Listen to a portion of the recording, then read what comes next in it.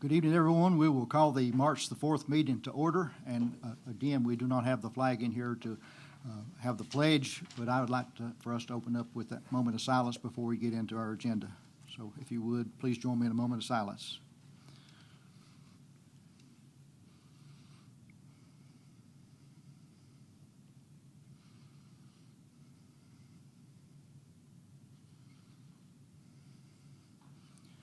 And amen. This time we are ready for the approval of the agenda. And remember, when we approve the agenda, we are approving the consent agenda also. So at this time, I'll entertain a motion for approval of the agenda along with the consent agenda. Motion from Mr. Hughes, second from Mr. Iverson. All those in favor say aye. Aye. Now we're ready for public comments on agenda items, and I believe that Dr. Cox has one that he would like to read that was sent in by text or by email. Yes. Cox. Thank you, Mr. Jones. We did have one person who wished to provide comment to the board but has opted not to be here in person. So I will read the statement as it is written, and this comes from Ms. Rhea Rigney. It says, "Good evening, board members.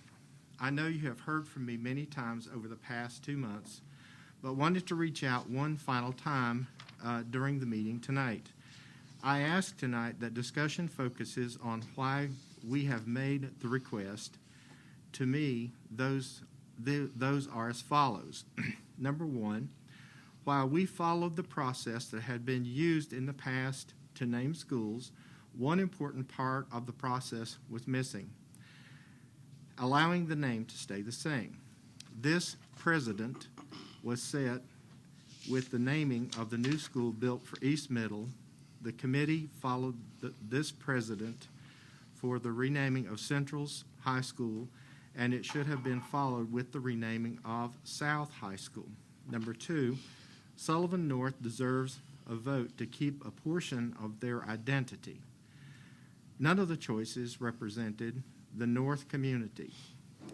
While we understand the committee included members from North, the larger community feels they should have an option. Number three, we have heard from several that have said South Middle and the Raiders mascot was considered and excluded by the committee, but we haven't been told why. We know now a large portion of the community supported these choices to be considered. As you know, I could go on, but I won't. I'll end my comments again by saying, because it's important, we are thankful for the work the committee did. The new choices they came up with are great, but to fully know what the community wants and to make a fully informed decision, a new vote to include Sullivan, South Middle, and mascot Raiders is needed. All we are asking for is a vote. Then when the results are in, the top choices win. Thank you. And again, that's from Ms. Rhea Rigney. Thank you, Dr. Cox. Now we're ready for communications to the board from the director. So at this time, we'll enter into the director's comments. So, members of the board, this evening we're two celebrations that we're happy to facilitate, and the first student recognition is that of Savannah Vickers, who is a student at Sullivan South, and we have, I think, her joining us here this evening, as well as Master Sergeant Dawn Shawver, who is with the Air Force Junior ROTC program at South High School. So Savannah, a little bit about Savannah, and then I'm going to turn it to Master Sergeant Shawver to give us a little more detail, but here's some information that he furnished for this evening. Savannah is a junior at Sullivan South High School.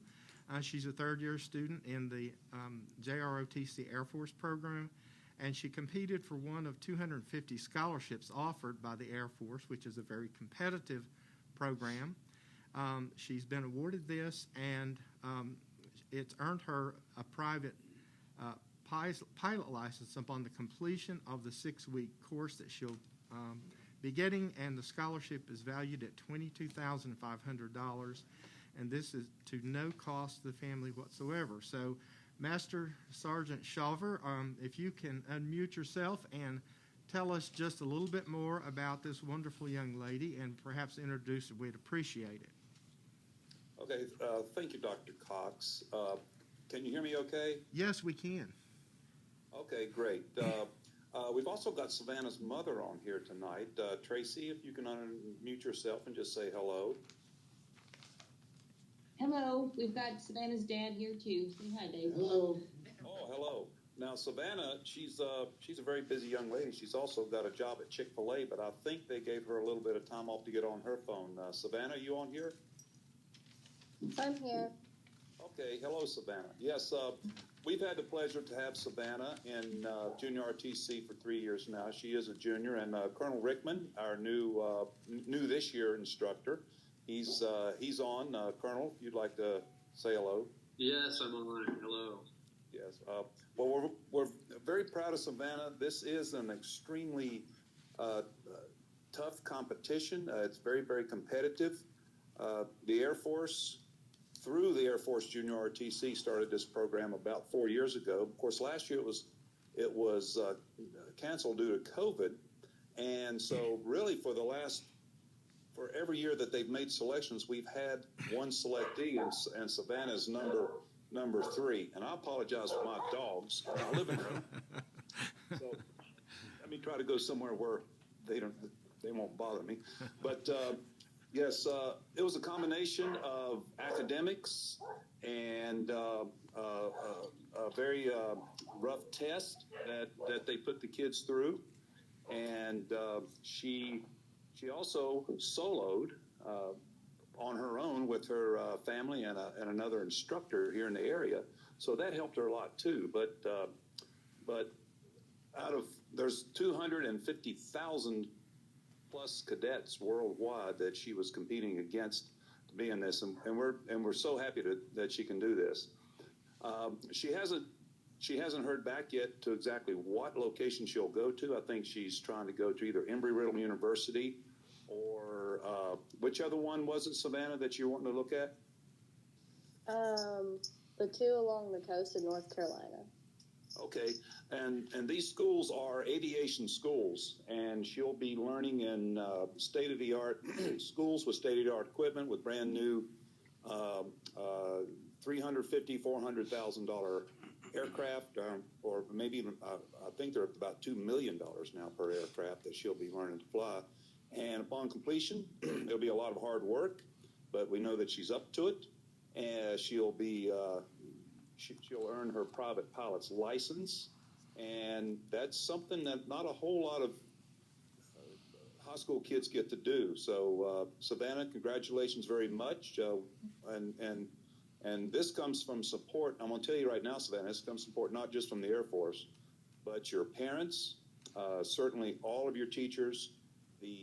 The community as a whole is proud of you. So when you go there, you represent the school district, you represent Sullivan South, you represent your parents, you represent Northeast Tennessee. Thank you very much. Well deserved. Would you like to address the board and say anything, young lady? I would just like to thank you for the support and the recognition here tonight. And I will definitely make you guys proud this summer. Thank you. Okay, I have no doubt. Does Dr. Cox, do you or any of the board members or anybody have anything that they'd like to Well, say to Savannah? actually, I do. I'll see if board members do in just a moment, but I don't want to forget this important detail. But I have a question for you, Savannah. Is one of the colleges you're looking at Coastal Carolina? I don't believe it was. Okay, I know they have an aviation program. Well, I turn my camera on, and I hope you can see this as I'm holding it up here, and then for the viewers who are joining us remotely, this is the certificate, Savannah, that we will get to you, and I will hold it here. I can't read it and hold it this way at the same time, so I just wanted to do this first, but I'll now read it so that everyone can see what it says. This is a certificate of recognition that we're presenting to you this evening. And it says, this certificate is proudly presented to Savannah Vickers in recognition of your hard work and your scholarship award. And it's signed by me, David Cox, Director of Schools, and by Mr. Randall Jones, who is the chairman of our board. And so I'll hold it there so you can see that, and we'll make sure that we get this to you. So congratulations. We're very proud of you and the work that you've done, and you represent all of Sullivan County well. Board members, anyone else have anything you'd like to say to Savannah? Just, Savannah, I'm curious, is it a private pilot's license or is it an IFR rating? What are you actually going to get through the Air Force program? I might be able to help her out a little there. It's going to be private pilots. Okay. That's fantastic. Yeah. Hey, thank you very much. Yeah. But now the good thing about this is she'll be able to take this. This is college credit, and she'll be able to take this on. And Savannah wants to fly airplanes for a living, and we're hoping for ROTC scholarships, probably even and maybe even an academy appointment. But she can take what she's learned. She doesn't have to start from scratch, so she can go on to IFR, multi-engines, and eventually get her commercial pilot's license. Okay. Anyone else? Well, again, we thank you very much, and we very much congratulate you and wish you well. Look forward to seeing many more great things from you. Thank you for joining us. Thank you, sir. Okay. So next up, Mr. Jones, we have a special recognition, and we have a guest who's actually here this evening, and I'm going to ask Mr. Manley if he would come to the podium, and I'll join you in just a moment to give you a certificate. But we're here this evening to recognize the tremendous contributions made by Dolly Parton's Imagination Library. And so Mr. Manley is on the Sullivan County Imagination Library Board, but I wondered if Mr. Spivey had a few things he might like to say before we do the presentation of the certificate. Sure, and thanks for coming, Mr. Manley. Mr. Manley had reached out to me, and this, I know he'll go more in depth on this, but the Sullivan County Imagination Library just recently reached their 1,000th book that they had given out to our county. And I know Mr. Iverson last time said, I think it's a lot more than that. It's just in Sullivan County because it started later, I think around 2004 or 2005 in Sullivan County. But I know I've got a boatload of those at my house, and they were the first books my kids read. So it's a great program, and it's great to get it out there. So thanks for coming, Mr. Manley. Thank you so much for allowing me to come. I would like to express our appreciation from the board to you, educators, and you as the board doing the hard work of educating our young. It's such a hard, difficult job these days, made harder by COVID and everything else that goes around with that. I guess the best way that I can express this is to say I'm a father of a almost 15-year-old, and as you can imagine, almost 15-year-old. I'm scared to death of what comes after that. And I've had the opportunity to read to her every day when she was very young. She was born over here in Bristol, and they signed us up through the Imagination Library right there. And that's the best way, because when you're signed up then, you have the opportunity to receive a book every month until you reach the age of 5, which then you enter into the school system. I was blessed by being the grandson of a gentleman who only reached 8th grade. But he had a great, great love of reading. And I learned at his knee many, many things. I like to say that he was a master of agriculture because he constantly was reading. He had that fire of imagination in him. And the board of the Imagination Library here in Sullivan County doesn't have a mission of raising money for books. It doesn't have a mission of reaching every child. It has a mission of inspiring the love of reading and the imagination in our children. Right now, we reach over 80% of our children in the county. We send out about 6,400, 6,500 books every month. And that's how we gradually reached that 1 million book mark. And it was such a joy this last Saturday to be part of the celebration where we actually handed that 1 millionth book to a little young man, and he was just jumping up and down with joy to be there and to receive the book. I do believe that we fired his imagination, and his parents did, because no matter what we do, getting the books into their hands, it takes everyone, and it takes especially their caregivers, their parents, their grandparents, to sit down and read with them from birth. Because when you read to a little infant from birth, you are literally wiring their mind to receive information and to build that vocabulary. Parents who read out of these books or out of books, doesn't matter whether it really comes from us or not, but if they're regularly reading from our libraries, and this is a wonderful place to be tonight, in a library, right? Their vocabulary is already twice that of a child who was never read to. In the opportunity that I had with my daughter, I got the opportunity to go to her kindergarten and go to her first grade and even second grade and third grade and read. And you could tell immediately when they came to the circle which kids had been read to before. And oftentimes I would bring imagination library books with me into kindergarten and first grade to read from.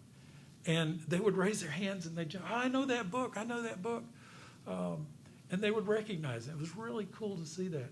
But you also saw immediately that they would settle down and they would listen. They were ready to learn.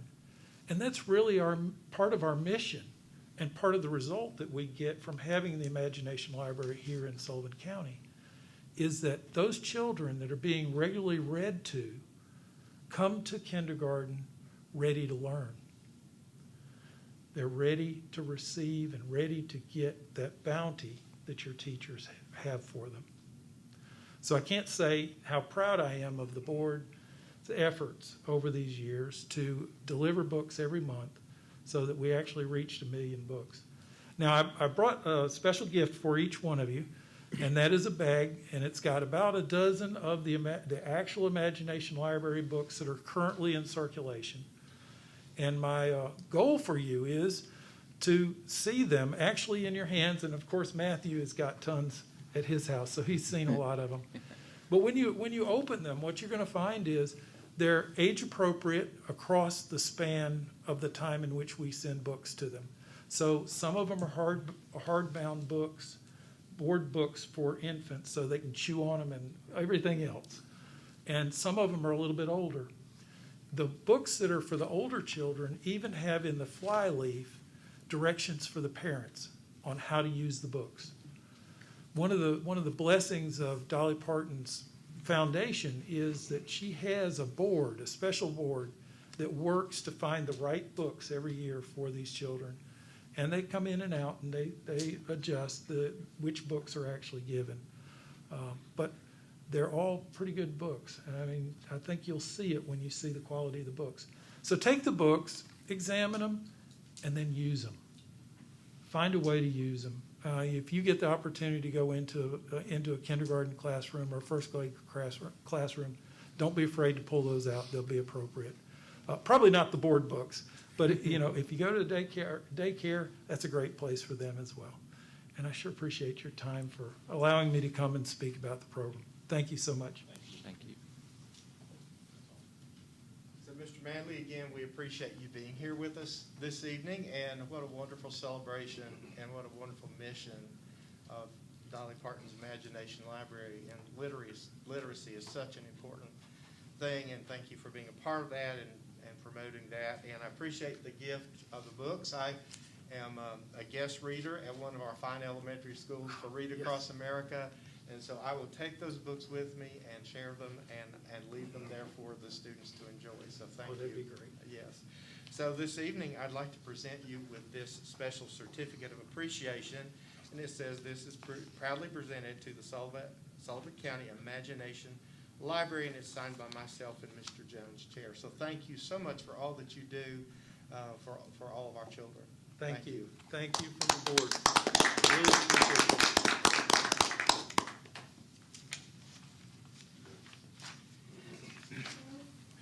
There is one final item that I have that's actually not on the agenda, and if you noticed when you came in this evening, you have some very beautifully wrapped presents here. And so this comes to us from Rock Springs Elementary. They were not able to present their tokens of appreciation at last meeting when you got all the others. I said it's a little bit like the 12 Days of Christmas, but I think the instructions are you need to open the front. Is that right, Ms. King? You need to open the front part first. There's something special in there, which is a poem by Lisa Bailey, who's a teacher at Rock Springs. And then I think you're invited to go ahead and open and share. And I'll go ahead and turn my camera on, and if everybody wants to go ahead and open your present, and then let everybody see what you got. So, this comes to us from Rock Springs. Alicia Dinsmore, of course, is the principal there.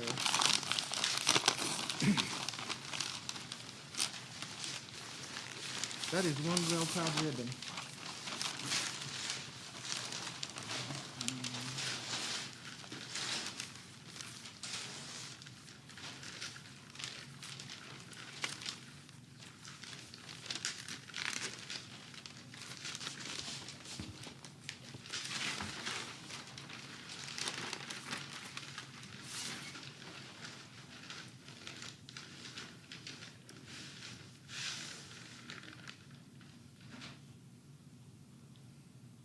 Everybody can see. It's a beautiful tree, and it has some ribbons on it, and it has all kinds of messages on there. And he says, "He will be like a tree firmly planted by the streams of water, which yields its fruit in a season, and its leaf does not wither. And whatever he does, he prospers," from Psalms. So thank you. What a beautiful piece there. And then if you can see on the back, it's signed by all of our precious students. So we really appreciate that. And so, Ms. Dinsmore, if you're watching, thank you so much, and thank you to your school for this very special gift. We certainly appreciate it. Any board members have anything you'd like to say? This is special. Thank you very much. Thank you. This is wonderful.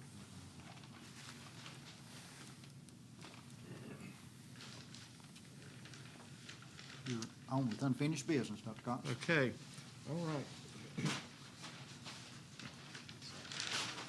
So under the first item, under unfinished business, is reconsideration of naming of South Zone Middle School. Mr. Ireson had requested that we put this on, and as we consider this, of course, I bring recommendations to you. My recommendation has not changed from the first time it was presented, and that, just to recap, that was to accept the recommendations of the committee as recommended, and you heard directly from students who served on that committee. So at this point, I'll turn it over to Mr. Ireson for his comments.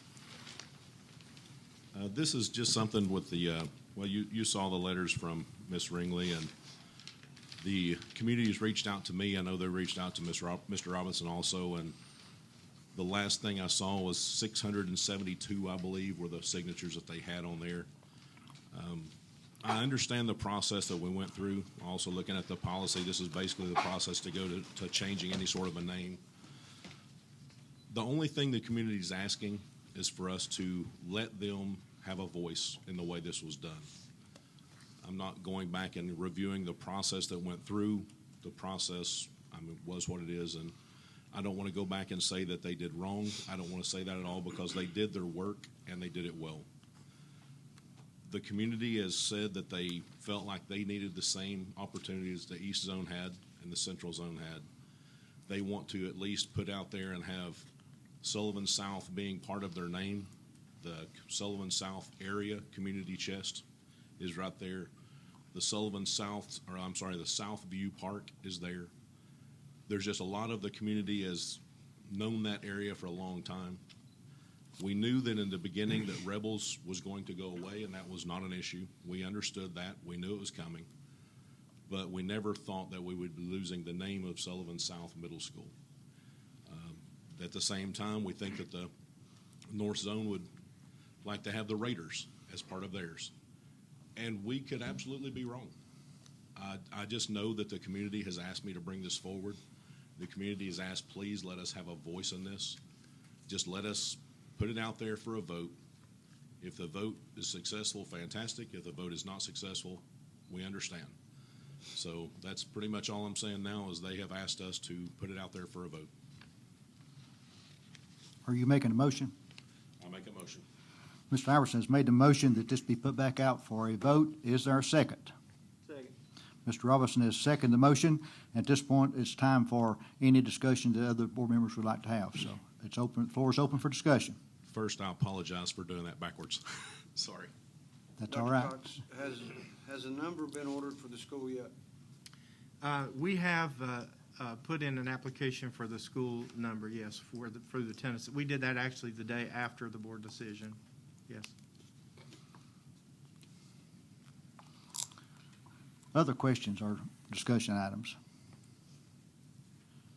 I guess on this, I mean, I know we got the I guess it's from the principal, I guess it was at our work session on some of this stuff. I get what she's saying about, or they're saying about the ordering, but I don't think the colors would change. All that would change would be the name. And, I mean, I really, myself personally, don't see a problem with one more vote just to make sure the community gets what they're asking for here, because I've got calls on this, and myself, I don't see that one more vote's going to hurt anything. I think, if anything, it would probably settle the community so they could actually see if Sullivan Heights beats South, then they'll see that that's the route we need to go. If they see it South wins, the community, I mean, they're going to be, I think they would all agree a lot more on it if we could have one more vote. Just one final comment, unless someone else has something, I apologize for that. But the three communities that are involved with this are all within my district and Paul Robinson's district. I mean, they're the ones reaching out to us. I don't know how much is coming to you guys. I have no idea if people are calling you. The reason they're calling us is because we represent those areas. So we are getting tons of calls and emails and texts. Anywhere I'm out in public, they're asking me to do this. I've told them, go and get on the website. I mean, it's too late for them now to put their names in there, but that's the reason they're coming to us and they're asking it. So I'm asking you guys to help us out. One point of clarification, much of the North Middle School zone is in my district, District 5, Okay. And I have not received any calls on it, but just as a point of clarification, though. Mr. Jones, if I may, I just got a text message from a staff member who has indicated that we have in fact received now the school number from the Tennessee Department of Education for Sullivan Heights Middle School. That must have happened in the last day or so, because I just learned that. So I wanted to share that to answer your question more completely, Mr. Hughes. I thought I'd read that. Other discussion points? If not, roll call. And again, just for clarification, the motion from Mr. Iverson, second by Mr. Robinson, is to do another survey of the community, asking for a choice between Sullivan South Middle School with the Raiders as the mascot and Sullivan Heights with the Huskies as the mascot. Is that correct? One more thing, I can't find it, but this thing they'd sent to us with all the names, how many was on that to reconsider? 672, I believe, or thereabouts. And I think are we ready for roll call then? Ms. King, roll call. Mr. Gilmore? No. Mr. Hughes? No. Mr. Iverson? Yes. Mr. Jones? No. Mr. Robinson? Yes. Dr. Rouse? No. Mr. Spivey? No. Motion fails 5-2. The name stays Sullivan Heights Huskies, Sullivan Heights Middle School Huskies. Moving on to new business. Yes, Mr. Jones, thank you. We discussed these items at the work session last week on Thursday, and Mrs. Deluxe did explain the first two items are related. The first is a budget amendment, basically that transfers money within budget categories, which the board can do. And the second is a Perkins budget amendment. I would respectfully recommend that the board approve these and would suggest, if it's all right with the board, that a single motion, if there's no objection, could suffice to approve them both. You've heard the recommendation from Dr. Koch to approve this budget amendment, general purpose budget amendment, plus the Perkins budget amendment as one motion, so I'll entertain a motion. Mr. Iverson has made the motion. Do I have Mr. Spivey seconds the motion? Any discussion? Roll call, Ms. King. Mr. Hughes. Yes. Mr. Iverson. Yes. Mr. Jones. Yes. Mr. Robinson. Yes. Dr. Rouse. Yes. Mr. Spivey. Yes. Mr. Gilmore. Yes. Thank you. Item C is approval of the E-rate application for equipment, services, and installation. And at the last meeting, we talked about E-rate quite a bit within the context of CARES, but also this is an approval that we're asking the board to approve this evening. And Ms. Nave is available if there are any additional questions. I would respectfully request its approval. You've heard Dr. Koch's recommendation to approve the E-rate proposal. This time to have a motion. Dr. Rouse makes the motion. Do I have a second? Second. Second from Mr. Gilmore. Any discussion? Roll call, Ms. King. Mr. Iverson. Yes. Mr. Jones. Yes. Mr. Robinson. Yes. Dr. Rouse. Yes. Mr. Spivey. Yes. Mr. Gilmore. Yes. Mr. Hughes. Yes. Thank you. Next up is change order number 10 for the West Ridge project. And then last week we had Deneen West on the call with us who explained that and answered questions. So just to be clear, what I'm asking for this evening, what I'm recommending is that the board approve change order number 10 in the amount of $90,943.92. This would be funded through the general purpose school fund capital budget. You've heard the recommendation from Dr. Koch to approve change order number 10 for West Ridge High School. Do we have a motion? Make a motion. Mr. Hughes makes the motion. Do we have a second? Second. Second from Dr. Rouse. Any discussion? Roll call, Ms. King. Mr. Jones. Yes. Mr. Robinson. Yes. Dr. Rouse. Yes. Mr. Spivey. Yes. Mr. Gilmore. Yes. Mr. Hughes. Yes. Mr. Iverson. Yes. Thank you. Item E is an information item, doesn't require board approval, but I do have an update for you. This is concerning the track at Sullivan East High School.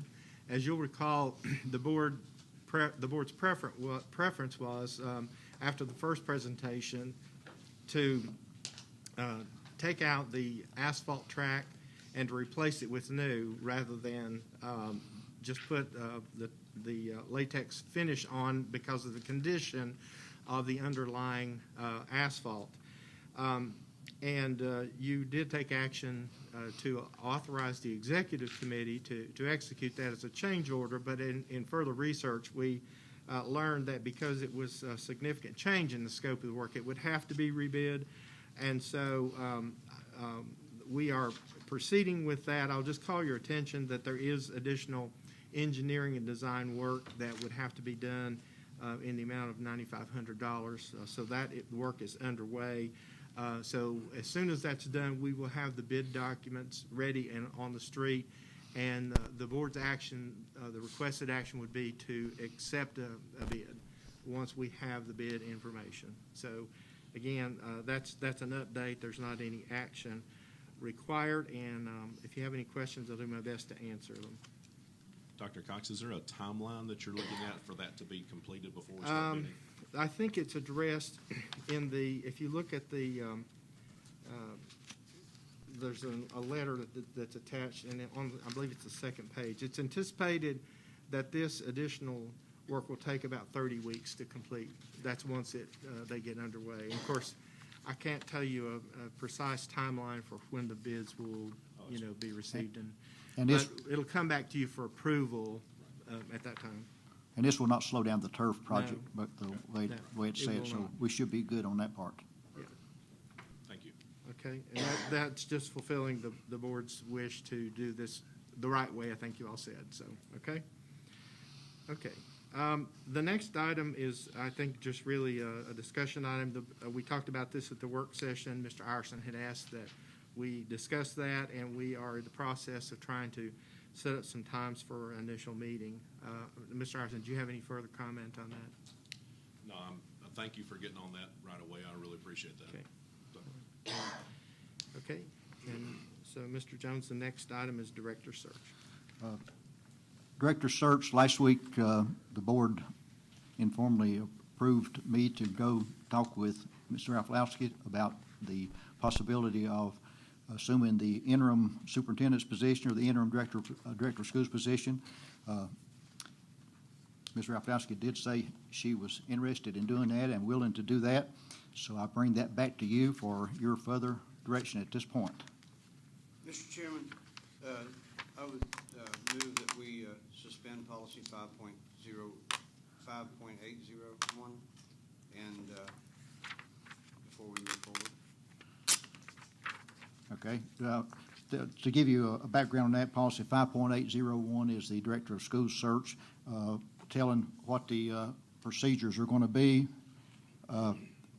We suspended it once before when we did a search, and the benefit here of suspending that is just so that we are not tied to TSBA or any other organization. But we'll need a second on that motion. It's 5.801, which outlines those procedures of how we would do it. It's a recruitment type thing. If we suspend that policy, then we can come back tonight with any other recommendations that you want to make. But we need to vote on that one first before we proceed further. 5.801, I have the motion to suspend it. Do I have a second on that? Second. Have a second from Mr. Gilmore. Any discussion? Roll call, Ms. King. Mr. Robinson? Yes. Dr. Rouse? Yes. Mr. Spivey? Yes. Mr. Gilmore? Yes. Mr. Hughes? Yes. Mr. Iverson? Yes. Mr. Jones? Yes. The Director of Schools Recruitment and Selection Policy is suspended for this process that we're going through. So at this point, we are open for discussion or a motion about your further direction of how you want to proceed on the Director of Schools search. I would make a motion now to have the executive committee to try to enter into a contract with Ms. Rafalowski on an interim basis. I second. The recommendation is from Mr. Hughes with a second from Dr. Rouse to allow us, I guess it would be allowing me as chairman to enter into negotiations with Mrs. Rafalowski as the interim director of schools. That would be no particular ending date, but it would be a beginning date as probably as soon as possible would be my take on that. So that motion's out there, made and seconded. It's open for discussion now. I would like to add, if I might, Chairman Jones, to just add to what Mr. Hughes said. Beginning date, I do think it's very important that we look at the beginning date as soon as possible. I think Dr. Cox, having been a director of schools in many different places, they have already worked very closely in tandem over the past while, but the faster that we can move and allow her to become, if you will, working side by side with him even more closer, that will help that transition.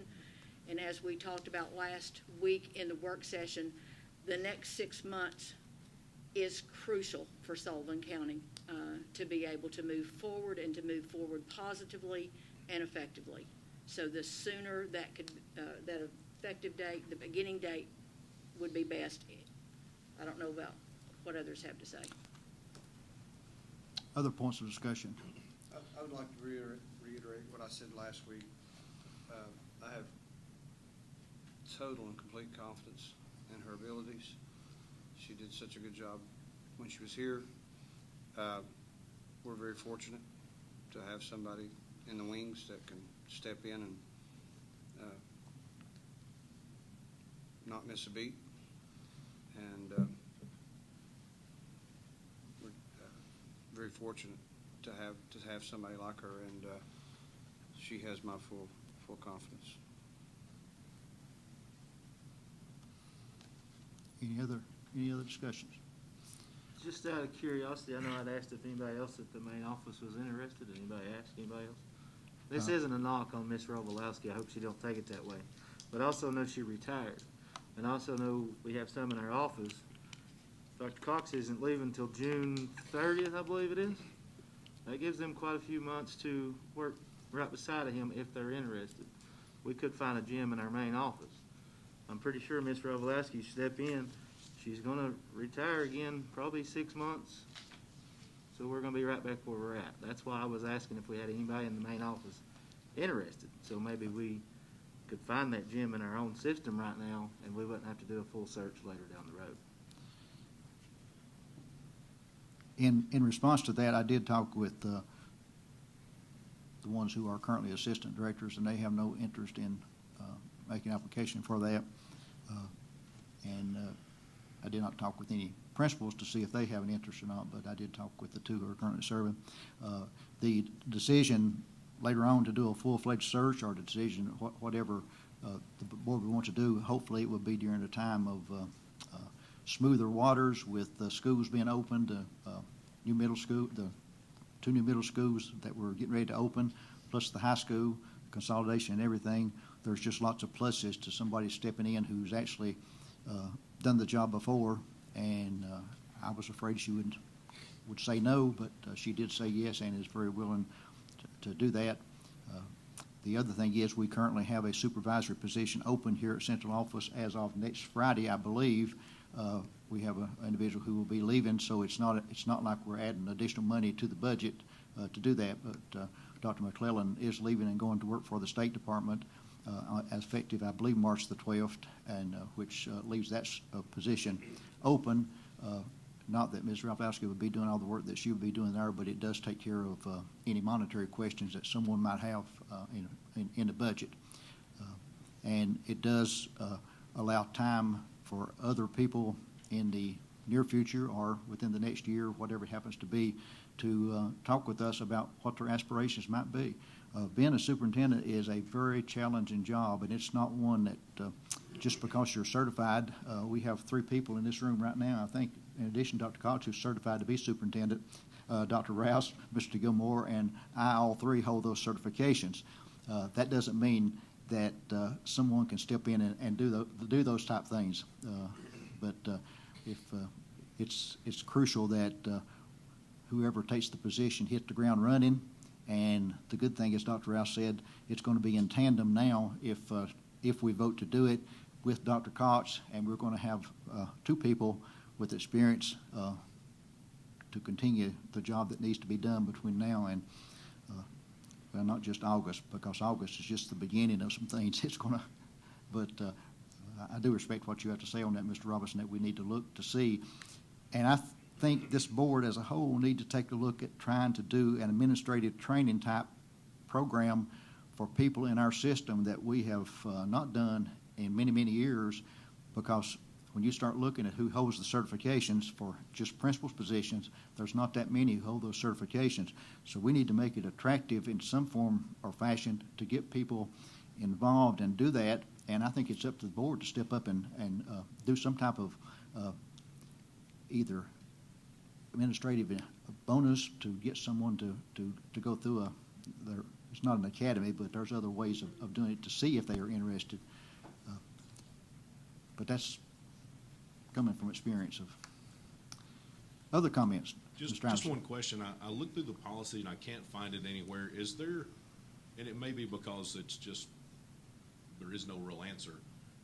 When you appoint an interim, is there a timeline that's there, and then at some point we have to say, okay, we either have to make that person permanent, or we have to start a search. Is there anything in our policies that do that? I couldn't find it. I tried to find to see if there was a law concerning that. The only law I found concerns an interim during election periods. I think there's a 45-day period during election period where you can't hire someone as a full-fledged superintendent, but at any given time, you could remove the title interim from an interim position and make them full-fledged. You can enter into a one-year contract, or you can interrupt 4 years is the most you can give as far as a contract is concerned, but you can go anywhere from a 1 year to a 4 year if you want to go permanently. And I did not discuss any type of long-term commitment with Ms. Rafalowski. Right now, the interim works best for both her and for the school system as far as getting the job done that needs to be done, and without focusing too much on 4 years down the road or 3 years down the road. But in reaction to the comment about retirement, she would have to freeze her retirement after, I think it's 120 days. I believe that she would have to freeze it if she's here more than 120 days. But that's a very common practice to freeze that retirement and not draw that. But this doesn't start any sort of a timer. No, okay, no, none that I can find, and I did research it to see if I could find any type of law concerning that. And if we find otherwise, again, if you entered into a contract with her now, you could do a 1 year contract, you could do a 2 year contract, or you can do the interim, and the interim just simply seems to work best for everyone involved right now to get the job done and focus on what needs to be done. I'm going to double down, Mr. Chairman, and say that I hope she'll stay for as long as she can. It'd be hard to find someone with more experience, and she knows these projects like the back of her hand. I worked with her closely for four years, and very impressed, totally honest. Everybody says it's about the kids. She's the person that I saw that really meant that and backed it up. I saw her go out of her way to follow kids that had transfers to other systems, made sure they had coats and things that were way beyond her job. And so when she does come back, I hope she stays as long as she can. And I can assure you, no individual who's retired is going to come back in and do the job just for the money. It's not. That's exactly. I can assure you of that. I know what she makes in retirement. She's doing very well. But Any other comments? If not, we'll go to the roll call. Ms. King, and the motion with the second is to offer the interim position to Ms. Rafalowski and to authorize me then to enter into negotiation on salary, especially with her, and to see if we can start probably right away. I did not ask her that question. I didn't feel like I was authorized to do that, but I will do that if this passes. Ms. King? Dr. Rouse? Yes. Mr. Spivey? Yes. Mr. Gilmore? Yes. Mr. Hughes? yes, Mr. Ireson? Abstain with cause. Mr. Jones? Yes. Mr. Robinson? Yes. The motion to offer the interim position to Ms. Rafalowski passes 6-1. Mr. Chairman, would that be That's actually 6-0. 6-0, wouldn't it? 6-0. Yes. Is that 601? 60-1 or? Yeah. Yeah. I've never had that one before, so. Still considered unanimous. We come next to an appeal process, and I'm going to ask for a 5-minute recess.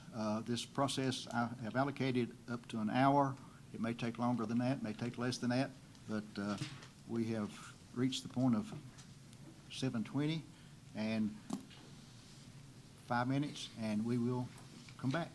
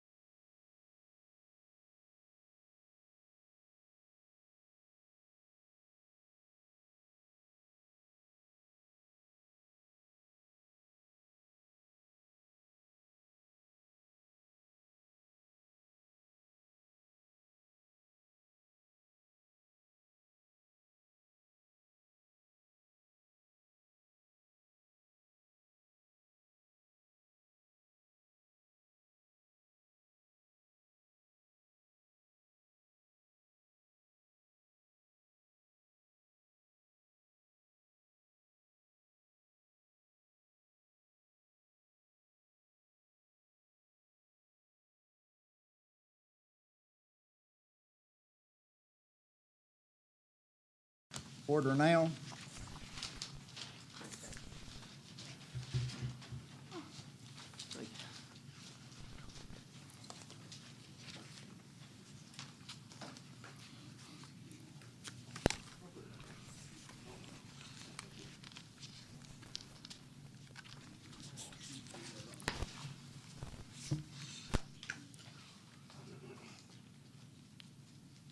I'm going to quickly review the procedures with you again so that everybody will be on the same page, and so those who are listening in will know why we're going through this process.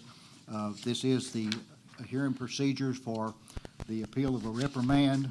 The process for us will be that the appellant will have 15 minutes to present his facts concerning Dr. Conch's decision, and he will include the details, and he's given you copies of some things which he'll discuss.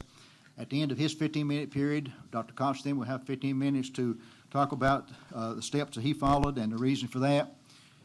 There will be no cross-examination between the two of them concerning the process or concerning the details, but the board members will have a chance to ask questions of the appellant and Dr. Cox related to the decisions and their positions. There's no time limit on that, but hopefully that we would be fairly brief in our questions, but if we need to be here until breakfast, they will be here until breakfast. The only time limits are the 15 minutes that the appellant has, 15 minutes for Dr. Cox, and then there's a 5-minute closing summary for each of the individuals. This is a first in my history in 40-some years of dealing with education, of hearing an appeal on a reprimand. I've dealt with other types of dismissals and things of that nature, procedure-wise, but this is the first on a reprimand. These procedures here were kind of put together using our guidelines that we have on other things, and if we have a need for it in the future, we would kind of adhere to this. But this time, the timer will start, and Matthew, you can introduce yourself and start with your case. Okay. Hello, my name is Matthew Hahn. I teach social studies at Sullivan Central High School. Thank you to the board for hearing this, and Mr. Jones for replying to my emails in such a timely manner. I teach high school students, so speaking to a room full of adults is a little out of my expertise. I wouldn't say that I'm an expert, but so if you all could, maybe stare at your phones or something and pretend to ignore me, or whenever I get going in this, maybe you can raise your hand and ask to go to the bathroom. That would really help set me at ease. I've been a teacher in Sullivan County for 16 years, all at Sullivan Central High School. I graduated from Sullivan North High School in 1996, and I currently live in the Sullivan North Zone. I think that I'm considered a well-respected teacher and coach in the community, as well as among my colleagues.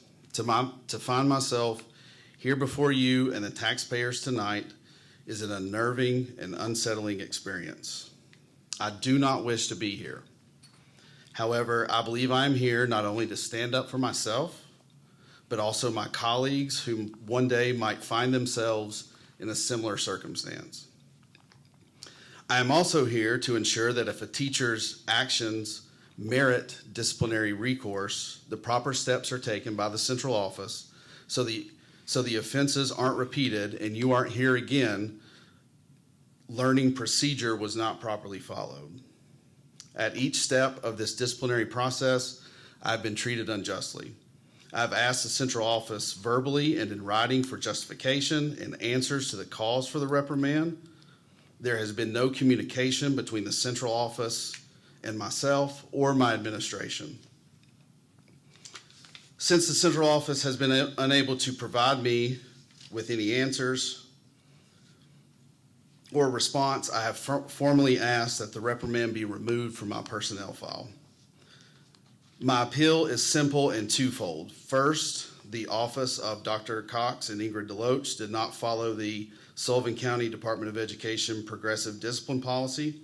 And secondly, they did not follow board policies with regard to due process in an official written reprimand. The basis for my appeal will be presented first with a timeline of events and then each policy ignored by the central office. The events are following an email I received from a parent on January the 17th. That evening, I call Dr. Calhoun and Mr. Foster. I speak with Mr. Foster on Wednesday, January the 20th. I stay in his office for almost an hour. He did not call me into his office. I went of my own volition. He had no idea I was coming in that afternoon. At no point in the discussion did Mr. Foster mention to me this was an official interview and that my answers were going to be sent to the central office. He didn't know that. He made no mention of the central office in the entire hour we spoke. By the end, we were talking about kids being back. They had just returned to school the day before, our shoulder problems, and I believed I was talking with a friend those last few minutes. We were the only two people in there, and I never signed anything stating those were my approved answers to send to the central office. On February the 3rd, I received an official reprimand email from Ms. Deloach. I had not received any contact from the central office prior to that. That evening, I spoke with Mr. Foster and Henry Farthing of the TEA, or Harry Farthing, excuse me, who told me that I can respond to the reprimand, something the central office is supposed to let me know. On the morning of February the 4th, I called HR to ask to give a response. Mr. Farthing and I tried to come that day. We offered to come that day, the next day, but we decided that because of scheduling with her office, February the 11th would be the best day. On February the 11th, Mr. Farthing and I meet with Dr. Palmer, Dr. Cox, and Ms. Deloach. To begin that meeting, Mr. Farthing asked the central office why due process was not followed and why I was never contacted. There was no response. I began to speak and I asked the same questions. Why would you not talk to me? I'm the reason that we're all here. I should have been called in first. The only answers I received were, we are just here to listen to your response. That was it. At that time, I decided not to give my official response because if it were that important to them, they should have called me in before the reprimand was written. On February the 18th, before I sent the letter to you, the board members, I emailed the central office and I asked them once more that the reprimand be removed before I formally requested an appeal. I outlined briefly what I will go over next. Once again, I got no response. So in your packets, I have ran off the Sullivan County Progressive Discipline Policy Matrix. As you can see, if there is an issue, it's supposed to start with a verbal warning, then a written warning, and then an official reprimand. I've never been verbally reprimanded by the central office. I've never been given a written reprimand from the central office. I've never been reprimanded by any administrator at Sullivan Central in my 16 years. On the next page, or in the next page in your packet, I left mine over there, but I actually, your policies are written, and I'm going to go through each one of those and tell you what the central office did not do. Thanks, Harry.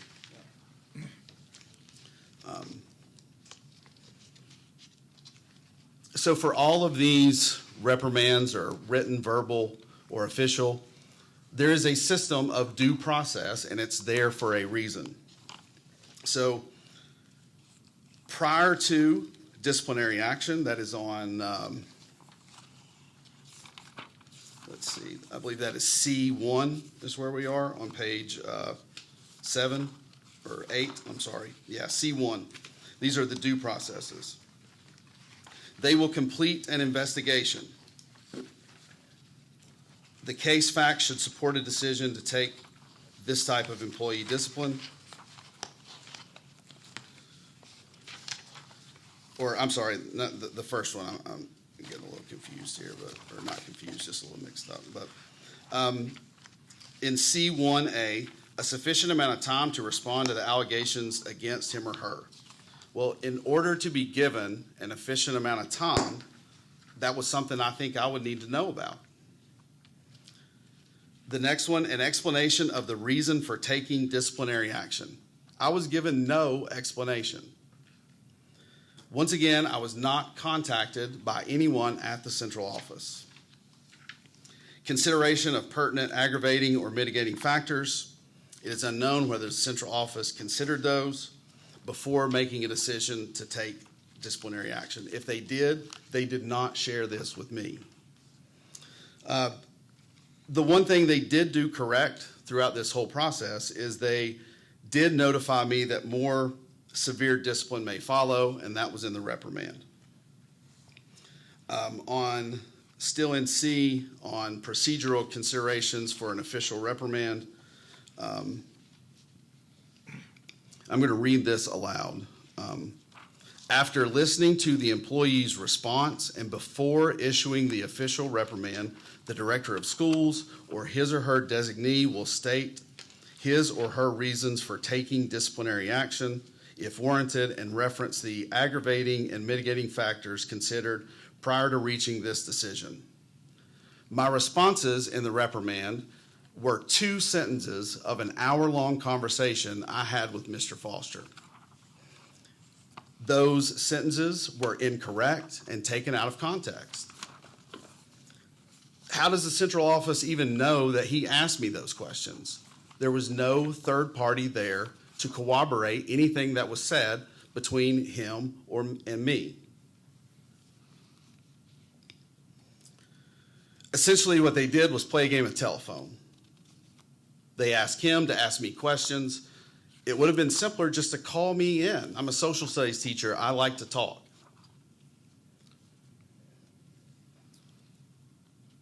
When speaking with Mr. Foster, I was never notified this was a formal interview, that disciplinary action may follow, which should have allowed me representation, and that's Tennessee Code 603 and under the Supreme Court ruling of the Weingarten rights.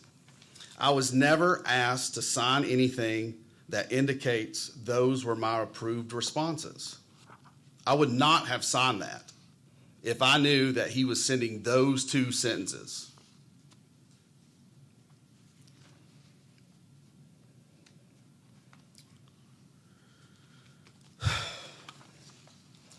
There was no reference in the reprimand to mitigating factors in the case, only aggravating. The central office never informed me of my right to write anything he or she deems necessary in my response. I had to find that out from Mr. Farthing and Mr. Foster. My specific ask to you, the Board of Education, is due to these procedural violations committed by the central office. I am respectfully requesting this official reprimand be removed from my personnel file permanently.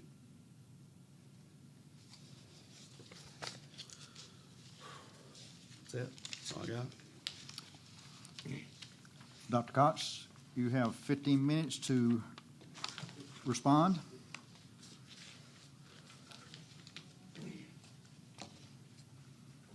Thank you. Ms. King is going to hand out a packet of information, and while she does that, I will just explain to you that these are labeled as exhibits to which I will be referring during my remarks. Many of these, some of them are duplication, but I thought it might be helpful for you to have this information all in one place.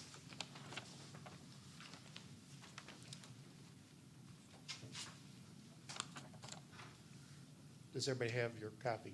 Okay. May I begin? Yes, sir. Okay. So I'd like to start out by saying, the question I think is how do we get here where we are? So I'm going to address that. In the fall of 2020, after receiving parent complaints regarding a video meant for Mr. Hahn's contemporary issues class, but posted to his personal finance class, Dr. Brent Palmer, our supervisor of instruction and curriculum, grades 9 through 12 in attendance, issued a non-disciplinary written communication to Mr. Hahn, specifically reminding him of the Tennessee Teacher Code of Ethics requirement not to unreasonably deny a student access to varying points of view. And then on Sunday, January 17th, we received a complaint. I, along with several of you and system officials, received a parent complaint about a reading assignment made by Mr. Matthew Hahn at Central High School. Mr. Hahn assigned his students to read an article from The Atlantic by Ta-Nehisi Coates entitled "The First White President." That is Exhibit D in your file. The complaint you have is labeled as A1. The complaint had two prongs to it. The first one of which was that the article contains words and phrases which the parent believed to be very inappropriate for a classroom reading assignment for teenage boys and girls. The second complaint made was that the article, according to the parent, was divisive and offensive. For reference, Sullivan County Policy 5.502 is included as Exhibit A in your materials. This policy concerns complaints against staff personnel. So my response to this is, having just recently dealt with a situation involving Mr. Hahn and a teacher's duty to not only deny students access to varying points of view, last fall I wanted to take the parents' complaints seriously, but also provide Mr. Hahn an opportunity to defend himself. So concerning process and due process, each investigation required within a school setting is different based on the situation. For example, a fight that occurred amongst and involving a large group of individuals might require numerous interviews, reviews of available camera footage, etc., whereas a student accused of cheating may only require one or two short interviews. In this case, the parent complaints at issue only focused on two subjects. First, age appropriateness, and two, the topic area. Therefore, Mr. Hahn was only asked by Central High School Principal Mark Foster to respond to the two questions that related to the parents' complaints. And the first of which was, why would you choose to assign an article that utilizes words or language like the examples cited by the parent? The reported response from Mr. Hahn was, because those were the words of the president and I thought kids were mature enough to handle it. The second question posed was, what other reading materials have you assigned recently that would offer a different perspective than the one taken by Mr. Coates in this piece? And his reported response was, there is no credible source for a different point of view. The level of investigation should match the complexity of the situation, and this was not a complicated situation. We all know that Mr. Hahn did in assigning the article, and as the reprimand letter, which is Exhibit G, explains, Mr. Hahn's justification for assigning the article, its language or its content, was unacceptable. So in considering what guides us, we should start first with state law. Under Tennessee Code Annotated 49-5-501, I, as the director of schools or my designee, may discipline tenured teachers based on any number of infractions, including neglect of duty or insubordination. First, Mr. Hahn neglected his duty to ensure that his students are given age-appropriate assignments. Secondly, Mr. Hahn committed insubordination by ignoring the Tennessee Teacher Code of Ethics mandate to not unreasonably deny student access to varying points of view. of which he had previously been reminded by Dr. Palmer. Considering local procedures, Sullivan County Schools Administrative Guidelines and Regulations Employee Discipline Policy, which is presented in its entirety as Exhibit F, only bolsters my rights under Tennessee law to issue appropriate discipline to tenured teachers. Under the delegation of authority matters involving student disciplinary actions, which is on page 5 of the document, the guidelines state that the authority to issue official reprimands will remain with the director of schools or his or her designee. I am the one who authorized my designee, Mrs. DeLoach, to issue Mr. Hahn's official reprimand letter. Under the responsibilities for employee discipline, which is on page 7 of the document, the guideline states that disciplinary action should be taken when it's evident that non-disciplinary strategies either have not resulted in a modification or suppression of the employee's actions or behaviors, or have failed to correct a given problem or policy violation. Just last fall, Dr. Palmer provided Mr. Hahn with a non-disciplinary reminder written communication referencing to him the very same section of the Tennessee Teacher Code of Ethics that was cited when dealing with the parent's complaint in January of this year. Exhibit C is a copy of that correspondence, and on page 2 of the correspondence, the specific reference to the Tennessee Teacher Code of Ethics is provided. Mr. Hahn acknowledged receipt of Dr. Palmer's communication and thanked him. About a month later, Dr. Palmer checked back in, and Mr. Hahn responded again. Sullivan Central High School Principal Mark Foster indicates to me that he has counseled and directed Mr. Hahn to avoid presenting only one side of issues in reference to both incidents from the fall and again in January. Mr. Foster further told me that he has said to Mr. Hahn on multiple occasions, you need to avoid such hot topics in this political climate. Exhibit B is Sullivan County Board of Education Policy 4.800 that provides guidance on teaching controversial issues, wherein it is stated, teachers will encourage students to withhold judgment and to avoid making conclusions until all relevant and significant facts have been assembled, critically examined, and checked for accuracy. It further states that teachers shall place a major emphasis upon the why and the how to think rather than the what to think. And if the subject matter taught involves conflicting opinions, theories, or schools of thought, the teacher will ensure that differing sides of an issue are explored in order to help students develop their own critical faculties. Our policies are publicly available on our website. And finally, under the overview of options for employee discipline, which is in the same Exhibit F, the guidelines state on page 9, at the very beginning of the guidance on official reprimand, it says that an official reprimand is the least severe type of formal discipline and is the only formal disciplinary action that requires no disciplinary hearing to execute. Again, the only formal disciplinary action that requires no disciplinary hearing to execute.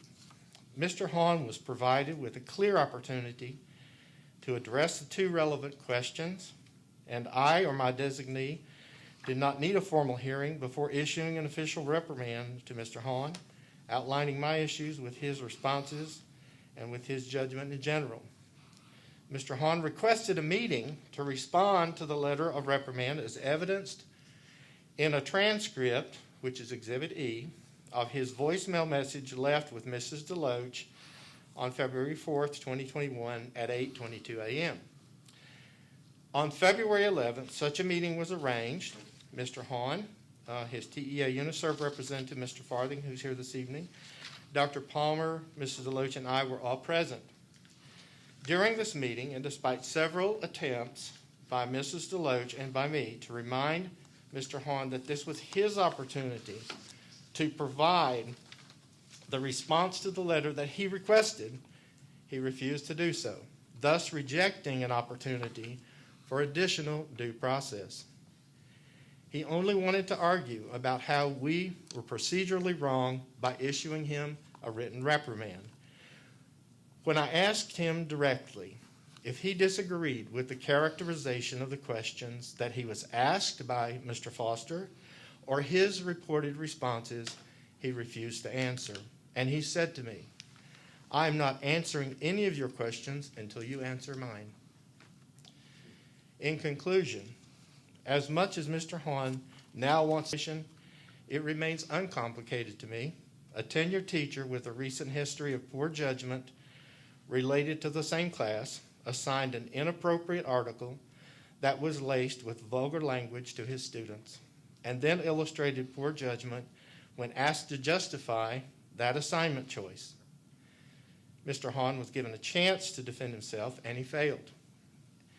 And I was within my rights as the director of schools to address such behavior under both the Tennessee law and the Sullivan County school guidelines. Thank you.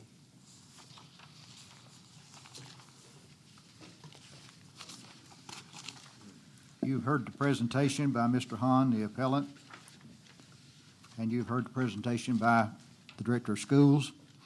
We now go into the part of the hearing where you will have an opportunity to ask questions, and I would ask Mr. Hahn to go back to the podium in case there's questions to be asked. And if there's a question to be asked of Mr. Cox or Dr. Cox, I will ask that you ask him here at the table because he's got a microphone that would go back out. So at this time, board members, do you have questions that you want to ask Mr. Hahn? I'm going to start with one simple question. I noticed that during your presentation, you avoided talking about the reason for the reprimand. Never did you address that, so I had to wait till I got to Dr. Cox to hear some of the details. But the question that I want to know, did you read the complaint from the parent? I did. Did you talk to the parent? I did not. Why? I was instructed not to. Who instructed you not to? Mr. Foster. So you got the complaint from the parent, and I was getting ready I was to. told not to respond, yes, I was sir. getting ready to commend you on the fact that you actually went to Mr. Foster. You said he didn't call you in. So how did you know that Mr. Foster told you not to? I mean, we talked on the phone. I called him that night. You called him that night, and Yeah. he told you not to respond to the parent. And the email to the parent, if I looked at it correctly, the email to the parent was from the parent was to you with a copy of an official complaint to board members. I've got a copy here that they sent me, and I think it's Yeah, that was in there. it was an official complaint, and he said to you, "I am filing an official complaint with the school board about your assignment," and addressed it to you. And of course, you made no response to that. My response to that was very simple. I forwarded that complaint to Dr. Cox, job, which is yeah. which is the appropriate protocol when you have a complaint of someone. If a parent is complaining, I think a teacher has an obligation to talk to that parent. Now, that's an opinion that I firmly believe that if someone's complaining about your instructional methods, that you owe it to that parent to talk about why you made the assignment and what the purpose was. Had you done that, you might not be standing here tonight in front of the audience talking about things that's going to be critical, because that might have solved some of the problems. And I heard from you in your presentation about the violations that they made. Maybe they could have done a better job of doing some things. I don't know. I'm not going to pass judgment yet on those steps, but you were critical of why there wasn't a witness with you and Mr. Foster. Why do you need a witness if you didn't think that it was a question? You knew that there was a complaint. You received that email. You said Dr. Calhoun that night. You called Mr. Foster that night. So you knew that there was a problem. And yet you said that you thought you were talking to a friend, that you didn't realize he was asking questions. Well, by the end of it. And he was spending an hour there asking you questions. Correct. If you read the handbook, I mean, when did you read the teacher handbook? When's the first time you read this in its entirety? I I've never had a reason to. So you didn't read the handbook until you had a reason to. That handbook tells you what the appeals procedures are, and it tells you some of the things there. It also tells you the steps. You don't have to do progressive discipline in everything that happens. It says that some of the things can go directly to dismissal if there's something that serious.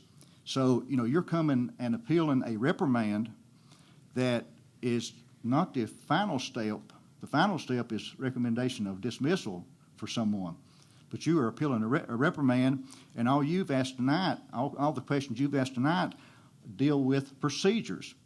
And I'm concerned about why not deal with the complaint that was made about you from a parent. I said we might be here at breakfast, but I think you owe that to the board. Sure, absolutely. I'd to love tell to us answer why that. you didn't talk to the parent. Well, because I talked to Mr. Foster, and he told me not to respond to the parent. So this was on the phone. And in that hour-long conversation with Mr. Foster, I explained everything about that assignment. And, I don't understand what else I was supposed to do. He's the principal. I explained to him everything. And by the end of it, he and I came to some kind of an agreement. We shook our heads, and that was the end of it. Did you receive the email from Dr. Palmer back in September or October when that first? I did. Did you respond to that email? I did. Did you adhere to the advice he gave you in that email? I have, yes.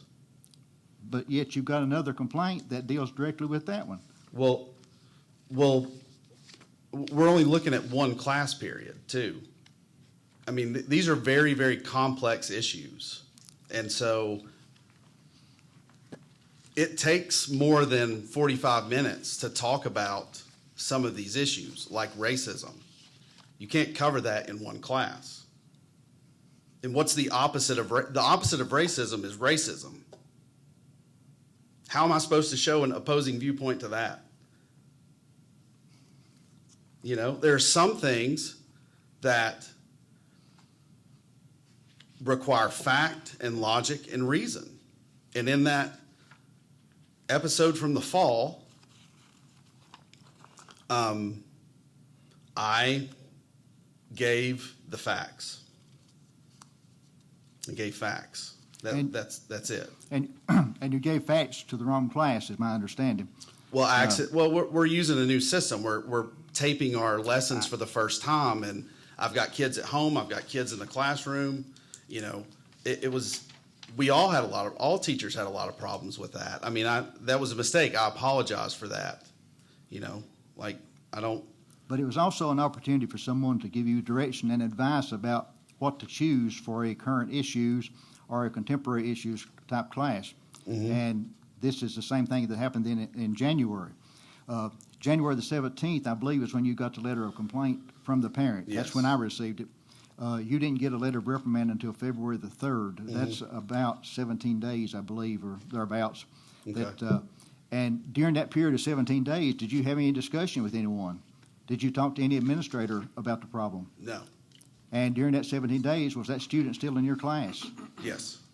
And you never talked to the parent or acknowledged that you had received? I did not. I was instructed not to. You were instructed to use better judgment, too, of choosing topics, backed by Dr. Palmer. Well, I was, and I felt this was a proper topic, given it is a current events class. It's a contemporary issues class. It is, but... that wasn't the only thing we were going to talk about with that whole lesson.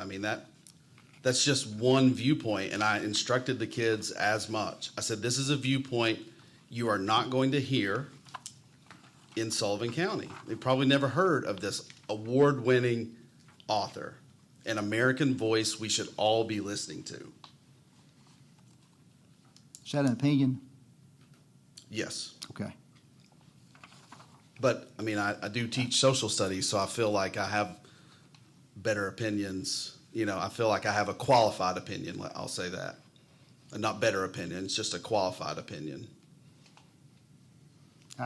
I believe controversial issue says that you should give both sides of the story, so that means if you got an opinion, someone else may have one that is opposing. As a matter of fact, it says if the subject matter being taught involves conflicting opinions, theories, or schools of thought, the teacher will ensure that different sides of an issue are explored in order to help the students develop their own critical faculties. Correct. It takes more than one class period to do that. I'm sure it does, and I'm more concerned about the fact that you are appealing what you said is an abuse of power by the director of schools and a direct violation, and I quote, of board policy. Yes. To say that I'm disappointed with the actions of Dr. Cox and Ms. Deloach would be an understatement. Yes. I'm officially asking the school board to resolve this grievance by permanently removing the official reprimand from my file. Yes. How did they withhold due process? You talked to Mr. Foster. You said you listened to him and didn't talk to the parent. You gave him answers to the questions that he asked. You spent an hour with him. Mm-hmm. When you came to meet with Dr. Cox, he gave you a chance to put in writing your answers, and I don't think you did that. Well, he's supposed to do that before the No, he's not. reprimand is written. No, he's not. According to school board policy, then why is that in there? It's not in school board policy. It says that. I mean, You can quote your different policies I'm about. just quoting one policy.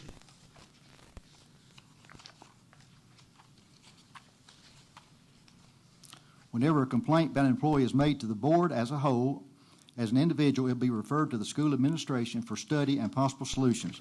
The employee involved will be advised of the nature of the complaint and given opportunity for explanation, comment, and presentation of the facts he or she sees. Well, the delegate here has been delegated to Mr. Foster. He's your immediate supervisor.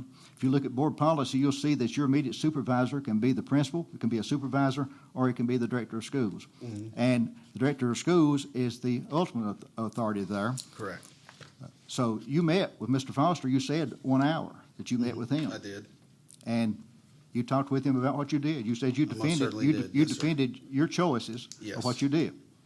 Then when you got the letter of reprimand, you called and asked for a meeting. You had a meeting Yes. with Dr. Cox and Mrs. Deloach. You had an opportunity to defend what you did there. Correct. Well, And you said, I'm quoting Dr. Cox, I'm not going to answer your questions until you answer mine. That's what you told your boss. Is that correct? yes. Okay. I guess. I don't really remember. I apologize for dominating the conversation, but I feel that, other board members. I have a couple questions. Okay. First, I'd like to refer you to what you said at the podium and refer to you the email that you sent us February the 18th, where you made a statement that in my 16-year and all of it at Central High, I've never received any form of disciplinary action for my work in the classroom or my coaching on the field. Pull your microphone to you. Pull your microphone to you. Do you stand by that statement? Yes.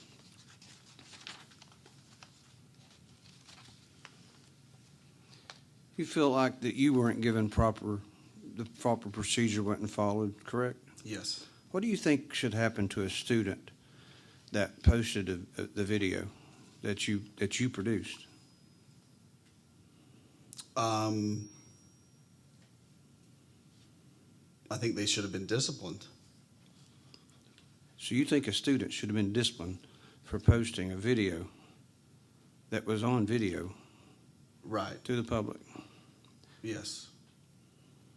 To me, I looked at it You don't as, think you should be punished and held accountable, but you think a student that published a video. Let's continue. You know, I watched that video. Yeah. Do you still contend that you allowed both sides in that class? Yes. Did you make the statement, this isn't up for debate?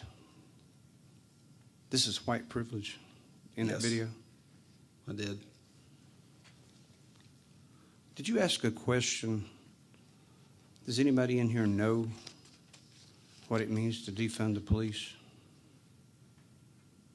I would have to go back and look. I can't remember. You did. Okay. And a student answered by, a student rebutted you and said he didn't agree with it, and he thought that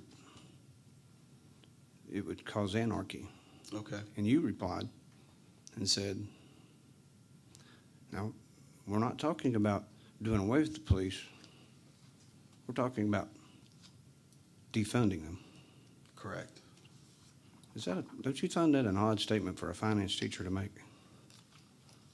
I mean, Well, I was in contemporary issues whenever that class. I accidentally posted it to my wrong Google Classroom. So you can accidentally post a video, and if a student posts it, he should be disciplined, or she? Well, I just asked for an investigation into Well, that. no, you didn't. No, you didn't. I'm referring to your email dated October the 6th, 2020 at 7:35 a.m. No, I don't believe the previous issues have been resolved. I haven't talked about racism anymore, and I'm glad I haven't. Someone in my third period class took a video recording of that day's lesson, and now it's being circulated over social media. I'm not happy about this. This student should be punished. These people are crazy, and they're apparently coming to the next school board meeting to voice their concern. Who did I write that to? Brent Palmer. Oh, okay. Does that sound like a guy that believes in due process?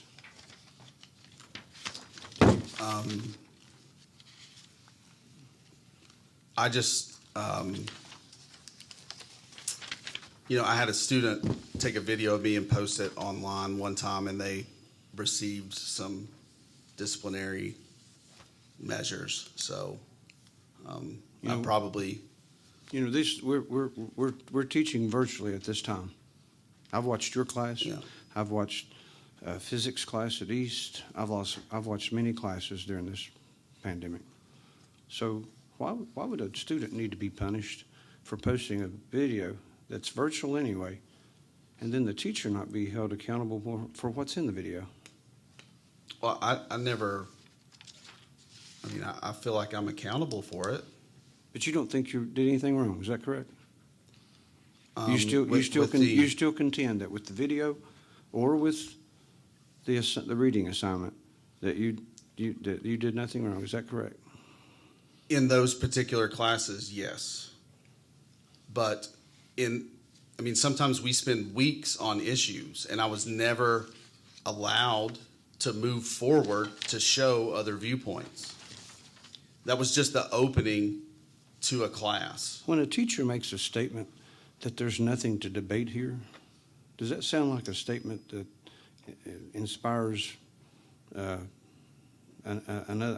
another opinion? Well, I don't consider white privilege an opinion. I consider it a fact, just like the Pythagorean theorem or evolution. Just because you consider something a fact, don't make it Well, a I fact. mean, You would agree to that, wouldn't you? Well, just because I consider it, no, but it. So you think the poor kids here in Sullivan County are somehow or another experiencing white privilege to the point that they need you to come and teach it? No, I never said that. You did. You said it in your video. Well, what did I say in my video? You said this is Are an we example. talking about my video, or are we talking about? Well, we're talking about you came here and said you went and offered proper procedure, and that Yeah. you hadn't been talked to about anything else. If you hadn't never made that statement, maybe the video wouldn't come up. But you had been talked about improper content before. In fact, had you not? Yes. So that wasn't accurate. That what? That statement that 16 years you've never had any issues. That With wasn't disciplinary, I've never been reprimanded or given any kind of disciplinary, and that wasn't a disciplinary email. I spoke with Brent at the school. That was progressive discipline. Oral warning. He never told me it was an oral warning. By the way, you're supposed to read your handbook each year. You said a few minutes ago you hadn't read it because you hadn't had a need to. I mean, You sign every year, or supposed Right, to sign yeah. every year that you've read it. I read it at the beginning of the year. I don't remember every time I read the employee handbook. I don't quite follow what's happening here. Just one question from me. Yeah. When you assigned the Atlantic.com magazine reading assignment, when did you assign the opposing view assignment? I didn't. I just nixed the lesson. I stopped it. And I took it down, and we moved on to something else. Okay, but so 3 weeks later, you never, I mean, all this time later, you never have continued? Okay. No, sir.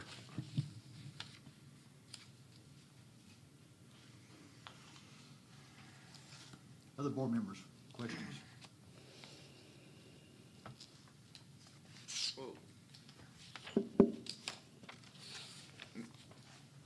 Mr. Holland, and I'll try to, when I ask you a question, I'll try to make sure and let you finish. But what I'm trying to understand, you know, the position we're in and under our duties, we're just to ensure a fair process. You've talked about the process and due process. Mm-hmm. Now, you're asking us to remove the reprimand. Do you have a response to what you would have said, even if you say process was violated? Yes, I have a response. Okay. I mean, I'd like to hear that, because you're asking us to change a reprimand based on what you say is policy, and I'm not opining what was right or wrong, but I'm trying to understand what your response would have been if assuming everything you've said is correct, and your interpretation of the policy is correct, then what would your response have been? That, Excuse me, yeah. Mr. Spivey, why don't you ask the first question and let him respond to that, and then the second, so that I can follow more easily. Sure, and I'm referring back to the letter that you want removed, okay? Just so you know where I'm Okay. at.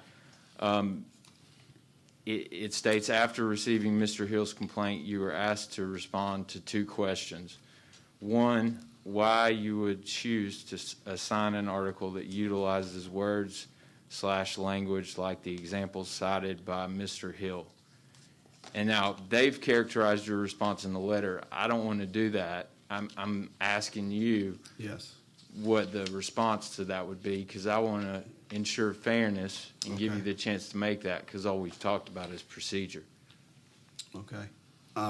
Could you repeat the Sure. question, please? And if it helps, and I know there's a lot of paper, what I'm talking about is the actual The reprimand, the first question. Yes. Correct. I just need to hear it. Sure. Why you would choose to assign an article that utilizes words/language like the examples cited by Mr. Hill? Well, Mr. Coates in the article quotes the President of the United States. He is a historical figure. He is the most powerful human in the world from 2017 to 2021. What he says will go down in history. This is a social studies class.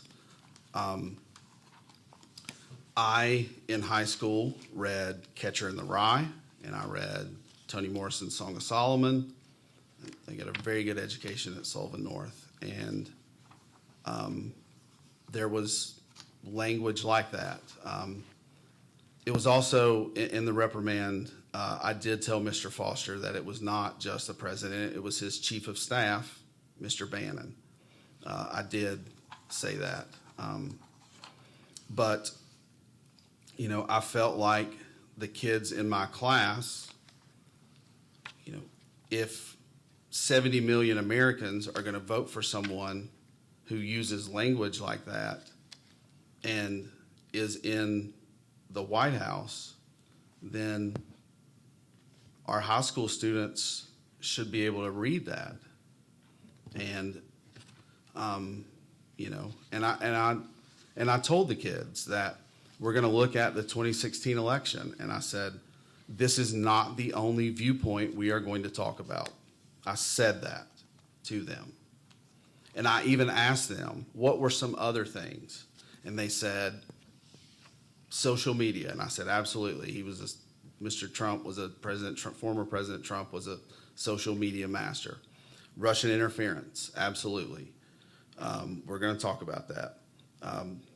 Hillary Clinton didn't campaign in Michigan and Pennsylvania, and he's not a politician. He's a good businessman. Absolutely. We're going to look at all of those things.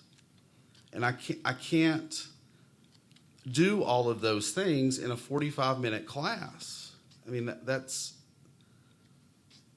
I would never attempt to do that. I wouldn't be doing my job if I did that. You know? Like,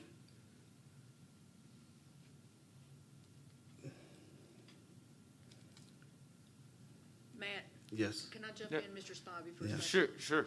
When you're setting up a lesson, Mm-hmm. I guess the part where I'm confused is anytime you're setting up a lesson, 30 years ago, it was actually call set. Right. Mr. Gilmore and Mr.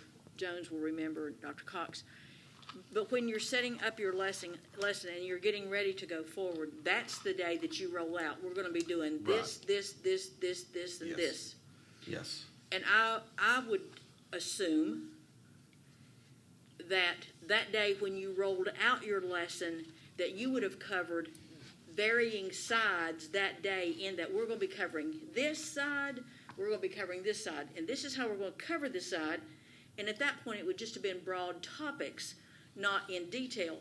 But I'm also going to be covering this side, and here's the broad topics on this side. Did you ever roll out your lesson in that way? Yes. Okay. I did. Yeah. I just, we were just going to look at the facts of the 2016 election. What were some causes for that? What happened there? Because it's, the first time in American history someone with no public experience got elected, and that's historic. That's a historic event. And I asked the kids, and I already knew, but I asked them. And can I say something else? Like, I know that I said that white privilege is a fact, and I'm supposed to ask questions, but I also asked, what are we going to do about this? I mean, what can we do as a country to move past racism? That, to me, was the bigger question. Like, how do we get past this? I'm tired of talking about it, but I'm not as tired of talking about it as African American people are experiencing it. 400 years. 400 years. And we talk about diverse opinions. Well, we need to give diverse voices a chance to be heard in our classroom. Sullivan County is not a very diverse place. I mean, we all know that. And my kids, they already know one side. They're connected. They have the world at their fingertips. They know. I get fact checked in real time in class. Like, I get onto a kid about looking at his phone. He's like, no, I'm just looking up what you just said. I can't lie to them. I don't lie to them. That's crazy. That's insane. Because they can literally look it up and make me look like a fool. I don't do that. I don't. Let's get back to the reason for your being here tonight. Okay. And Mr. Spivey, I apologize for Sorry. interrupting. Did you want me to answer the second one, Mr. Spivey? Yes. The second one was, what other reading or other materials have you assigned recently that would offer a different perspective than the one taken by Mr. Coates in this piece? Mr. Foster did not ask me that question. Okay. My response to that was to something else he said. Okay. And that's why I didn't even read the response in, is we don't have the power or the duty to discipline employees. I mean, Correct. We're just here as a hearing panel. What I'm trying to assure is that we meet our role in fairness and equity in the structure of the Employee Conduct Code. So I'm saying, even assuming that you're right about the process, what would your response be to that question? Okay. And I can read it again. Please. Sure. Thank you. What other reading or other materials have you assigned recently that would offer a different perspective than the one taken by Mr. Coates in this piece? Well, there's other perspectives, and there's a lot of things out there about social media and its influence on the election. We were going to look at the Electoral College and how does someone in the United States lose the popular vote but win the presidency? I mean, that's a significant thing. And so we were going to look at that too. We were going to look at, Russian interference. And there's, contemporary issues is a tough class to prepare for because something happens, you have to be ready to discuss it. So I would have gotten materials ready for that, and we would have done a little bit each day. We would have done one thing each day. We would have looked at, Donald Trump as a business person, and Donald Trump, as a social media icon, because he's a social media icon. His use of that helped to win the election in 2016. That is the first time in U.S. history that social media played a significant role in electing the president. That's important. And then the events of January the 6th, we needed to look at that and go back so maybe we could understand what happened to see people try and overthrow the United States government. I've never seen that. None of us have. When have Americans stormed the Capitol? Never. That's so significant to these kids' understanding of the world they're going to grow up in. And how do we present that fully to them without going back a little bit? If I could follow up again, Sure, Mr. sure. Spivey. You assigned the article, The First White President by Mr. Coates, but in your rebuttal to, or that might not be the right word, but in your response to Mr. Spivey and the rest of us just now, I didn't hear one other author that you would have quoted, that you would have given the article of the other side. Is there anyone that comes to your mind that you would have used for the other side? You gave this for one side. What would be Right. the article that you would have offered for the opposing Okay, opinion? I don't necessarily look at that as an opposing side. I said this is a viewpoint. So what author would you have given to present the other viewpoint? Well, it's a viewpoint of his election in 2016. That's just one piece to the puzzle. And the other things are his business, the campaign of 2016, all these other things pieced together. And I told the kids, I said, this is just a viewpoint. And I said, it's not the only one. I don't know of another author that has said, Donald Trump won the presidency not because he was white. I think all those other viewpoints kind of maybe counter that, because they mention nothing about his race in that.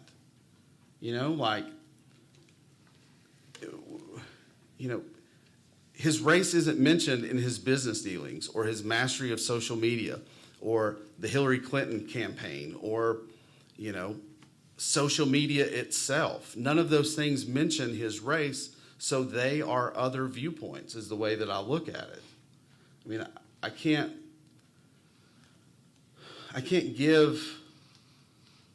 I don't know of any author that has ever said, that has written a rebuttal to him, to Mr. Coates. I'm not looking for a rebuttal necessarily. Right, yeah. I'm just looking Or an for opposing, no. I think all of those, I think opposing is the wrong word. And I know that that's what we get hung up on a lot, but look, sometimes, facts are facts. And, I'm not saying that that was fact, although he uses some some very good data in that. But looking at that election, you know, there are many things that contributed to the outcome. And all of those things are varying factors, varying viewpoints. I think we have maybe I'll look at the definition of viewpoint a little bit differently than some people. Mr. Hahn, I want to ask you another question that you had in your letter. Yep. You said Dr. Koch and Mrs. Deloach kept this entire process from me and the Sullivan Central High School administration's knowledge, only revealing it with the February the 3rd email. How do you know that they kept it from the Sullivan Central High School's knowledge? Mr. Foster told me. Mr. Foster said he knew nothing about it? Correct. He said he had not talked with anyone about it? Correct. He said he did not see that coming. But he did not say he had not talked with anyone. Yeah, I guess. Make sure you get it. Yeah. Let me rephrase that if you don't mind. He was very surprised to get that reprimand. But there's a difference in being surprised and saying you didn't know that there was an investigation going on. Correct. I'm sorry. Yeah. You said he had no knowledge of the investigation. Correct. Yeah. He had. I believe he said, and I can't verify this because there wasn't a third party there to verify anything. When did you talk with him after January the 18th? You said you talked with him on the 18th? On the 17th. 17th? When did you have another conversation with him? January the 20th. January the 20th? Mm-hmm. Then when did he tell you he didn't see this coming? February the 3rd. That evening, I called him. I called Mr. Farthing, too. Is my Gatorade or water over there? In my bag. Dr. Cox, you've heard the statement that there's been no discussion with Mr. Foster, and even though we're not doing a cross-examination type thing, did you have any conversations with Mr. Foster? Yes.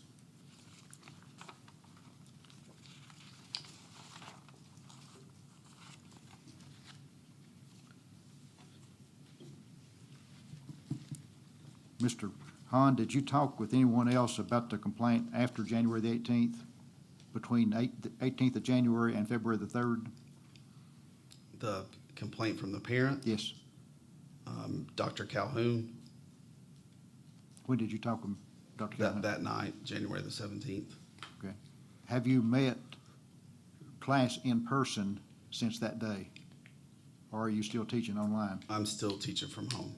So you have not been in class with that individual student? No. Face to face? No. Do you know that student? Yes. I love that student. They are a great kid. I have no ill will to the student.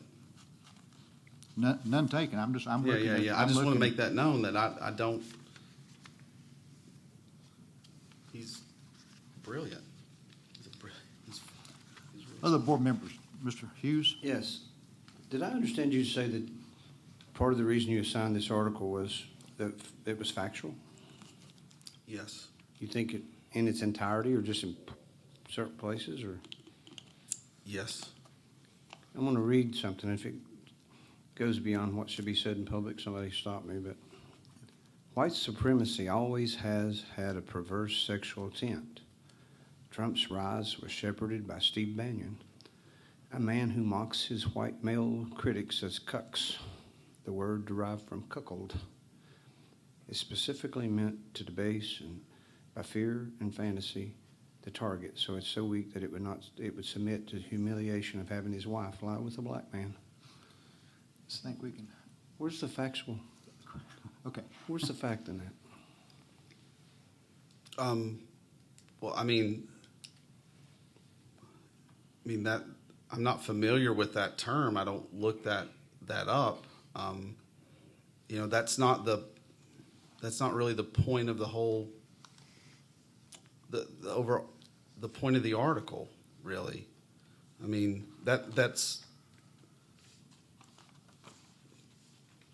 overshadowing some very strong data he shows in that article. I'm not opposed to both sides of any opinion. And I don't think there's anybody on this board that has a racist intent in any way. I wouldn't like this from any angle. And I just think, I don't find the fact or the purpose and or significant value in the article. And I've read it many times.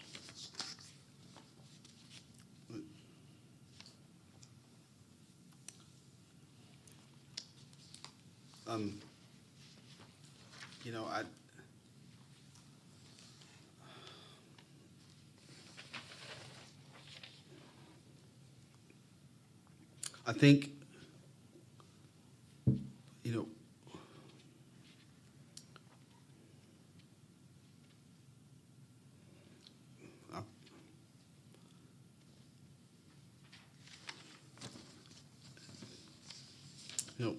one of the questions that I have, and I guess I'll make this public so you can hear it, is, and you understand maybe the way that I think. I would never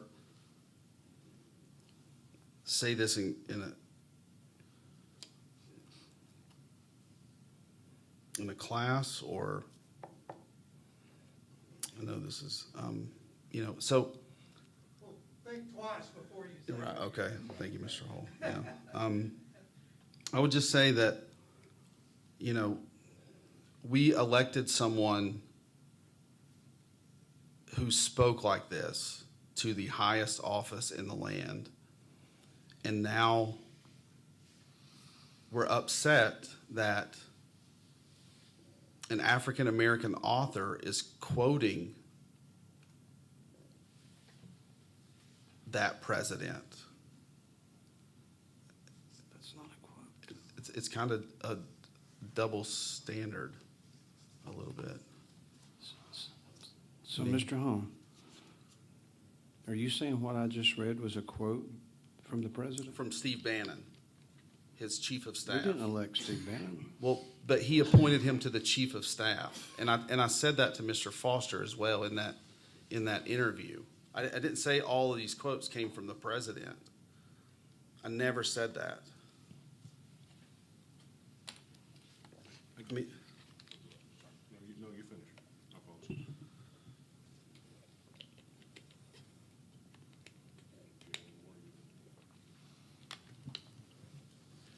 I'd like to ask just one question. I mean, I guess it's to Mr. Hahn, but it's also to Dr. Cox and Randall Jones also, just to make sure that I'm understanding something, because sometimes my world's different than the school world that we do now as far as the unions and things that go with it. My understanding is there's two types of discipline. There's formal and informal. Any action can go straight to formal discipline. It does not require informal discipline. Am I correct in that assumption? That is correct. Yes, it depends on the action. The severity, Yes. or the action itself. Not any action. Well, okay.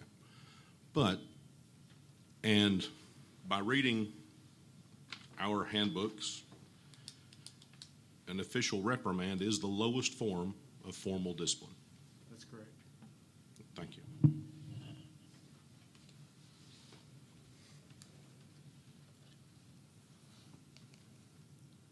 Other questions?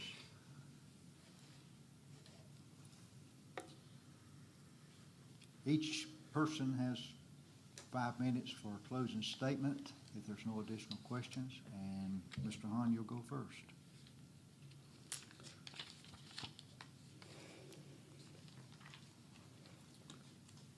There was no communication between the central office and myself. I signed nothing to verify those were my approved statements. Weingarten writes, 1975, says if there's disciplinary actions that could take place, I'm required or I'm allowed to have representation. If I would have known that disciplinary action was coming my way, I would have had my TEA rep there with me. We could have avoided this. I didn't want to be here. I just wanted to be heard. Bring me in and talk to me and ask me those questions at the central office. You know, if they're the one that's going to reprimand me, if Mr. Foster would have reprimanded me, I would have been okay. I wouldn't have said anything because I felt like I was heard to him. You know, I was never told that I would have the opportunity to respond.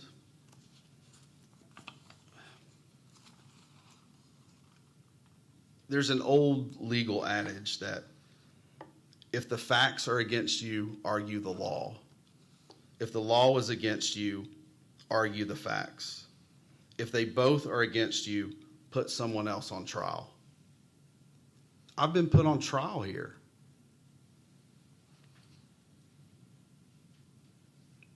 I'm not the one that didn't follow board policy.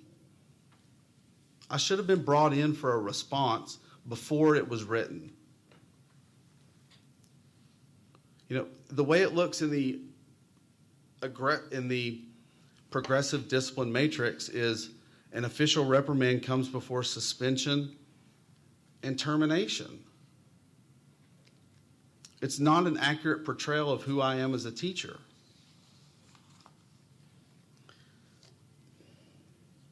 You know, I teach contemporary issues, and we used to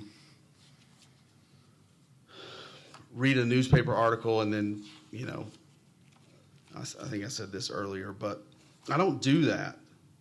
You know, I teach complex issues that require more than a day to talk about them. And I should have been given that opportunity to even say, hey, look, this is where I was going with that particular lesson. I was never given that opportunity.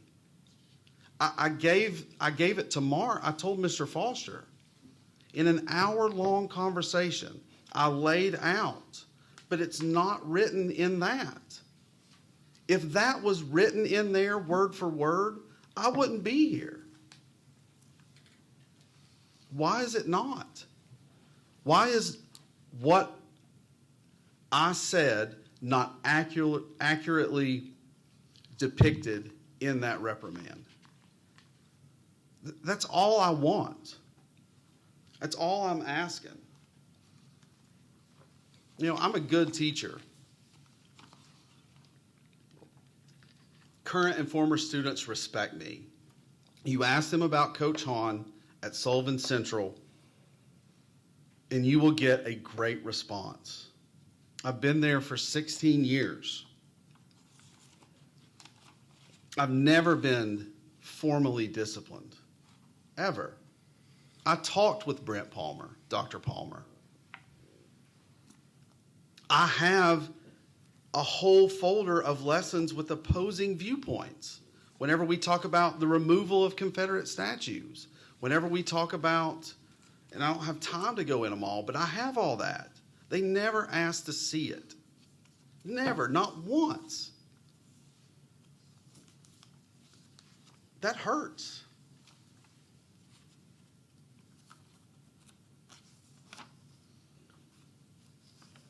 Thank you for listening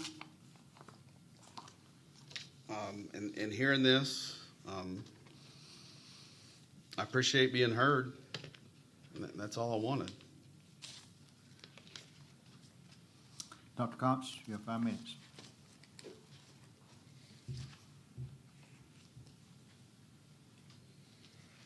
Thank you. My comments will be brief.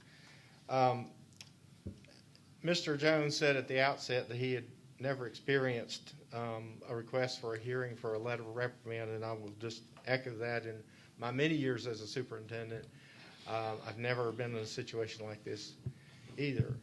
Certainly have had the opportunity to issue or have my designee issue several letters of reprimand. And I've never had anyone refuse to respond to the questions that were asked or take the opportunity to fully explain. That was the opportunity for an extended additional due process. Again, there is no requirement, even for a hearing before the lowest measure of discipline is meted. And so, I wouldn't disagree that, Mr. Hahn says he's a good teacher. I don't dispute that. But we've had two incidents here that are of the same problem. He didn't respond to the non-disciplinary approach, and we had another problem. And so, that's why the questions were posed. He was given an opportunity to respond to those questions. I've had several meetings like this where that information has been presented. Who's to say that if Mr. Hahn had provided additional information that the outcome wouldn't have been different? But I've never had somebody to tell me in the many meetings that I've had, I'm not going to answer your question until you answer mine when in a situation like that. I'm disappointed that we're here. I apologize that we are. But, I don't think that Mr. Hahn is taking this seriously. Didn't feel like that he had. And I'll just share as evidence of that on Tuesday of this week, Mr. Hahn shared a communication with selected members of the staff at Central High School where he said, I'm sure you've all heard, maybe you haven't, but I was given an official reprimand from the central office. I'll be appealing this Thursday, live and in person in the HMS library. If you want to tune in, I'd appreciate it. The director and the HR violated the BOE policy and never brought me in to hear my side of the story. They didn't talk to me once. I'm pretty upset by that, so I'm appealing. An official reprimand is what you get before a suspension or a termination. If they had and reprimanded me, I can live with that, but wouldn't have liked it. But I've respected them, maybe. Anyways, you don't have to let me know if you want to watch, but I'm going to pretend that you're with the Free Matt Hahn, all in caps, posters and t-shirts. That will be the name of my autobiography. Thanks, and if you have any advice, I'd appreciate it. It's this Thursday, March 4th at 6:30. My appeal is late on the agenda, and it probably won't start to 8 or 8:30. Thanks, and I miss you all. And then he provides a link and says, see you March 18th. I don't think those are the remarks of someone who takes this seriously. Thank you. Who was that sent to? Selected staff members at Central High School.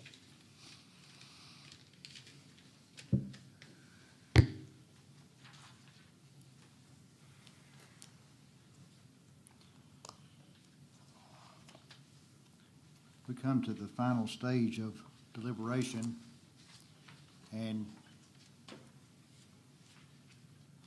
the appeal request was for the removal of the letter of reprimand from his permanent record.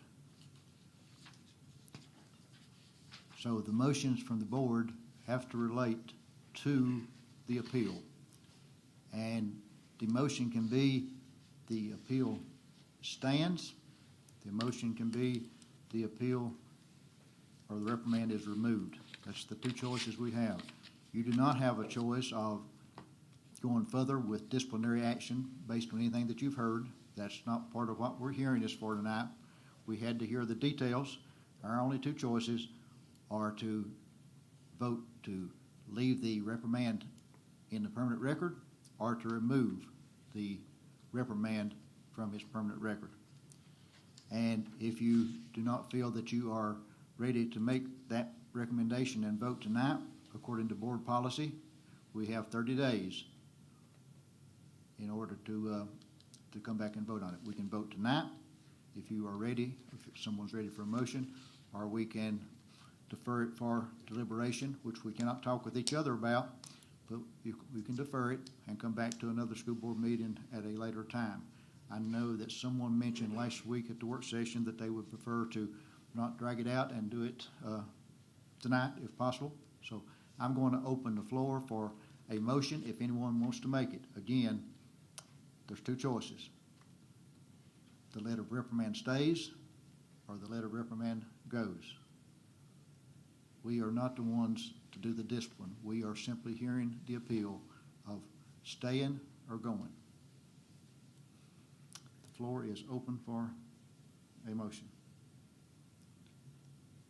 And if you want to make the motion to defer it to another board meeting, feel free to do that.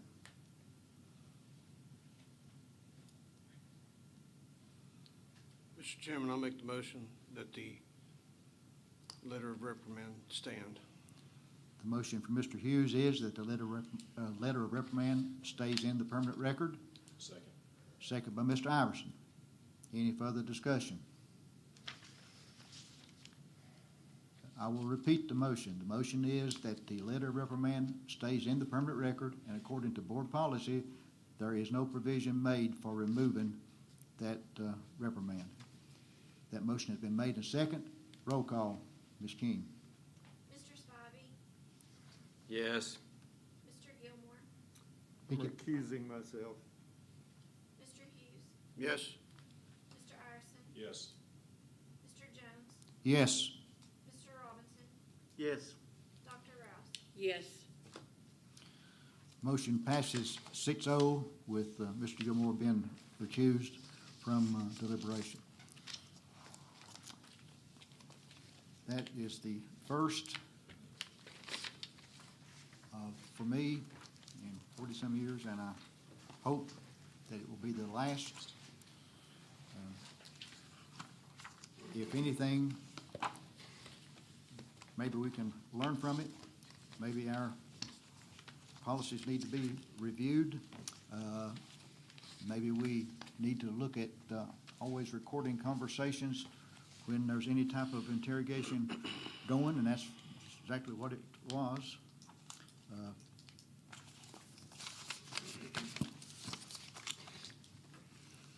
And I'm looking for my agenda. We got, I'll find it here in a minute. Public comments on non-agenda items. There's nobody that's signed up for that. Board chairman comments. We are down to looking at our agenda for our meeting time for next month. And I think we agreed last week, April the 8th on a Thursday, we'll do a work session and meeting together, starting at 4:30. And it may be a long one, but we'll try to do the work session and starting at 4:30, and then do the meeting after. The work sessions do help us get prepared for the meeting, where we can ask for additional information should we need that. One additional information that I just received at about 30 minutes into the meeting tonight, County Commission voted, 19 people voted in favor of allowing us to use our money to build the driveway, so we will get started on the driveway for West Ridge. The first step on that is a design.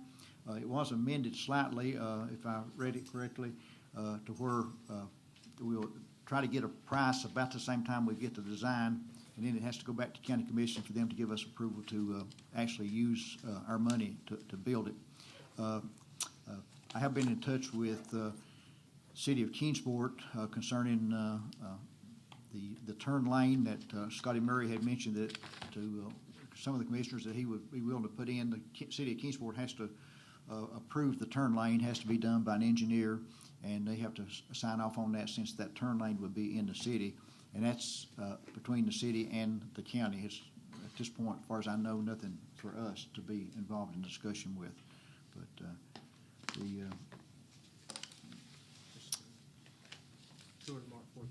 tour tomorrow at 4:30.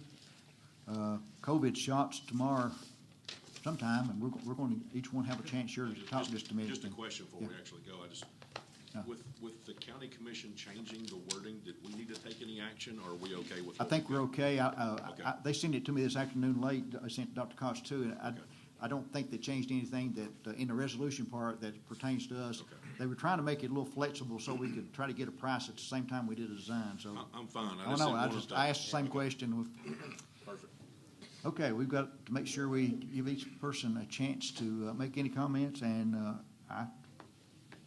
I do not enjoy what we just went through for the last hour and a half, or however long it was. It seemed longer than that.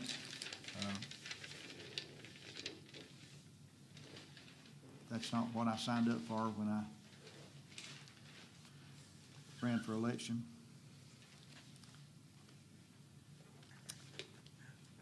Mr. Gilmore.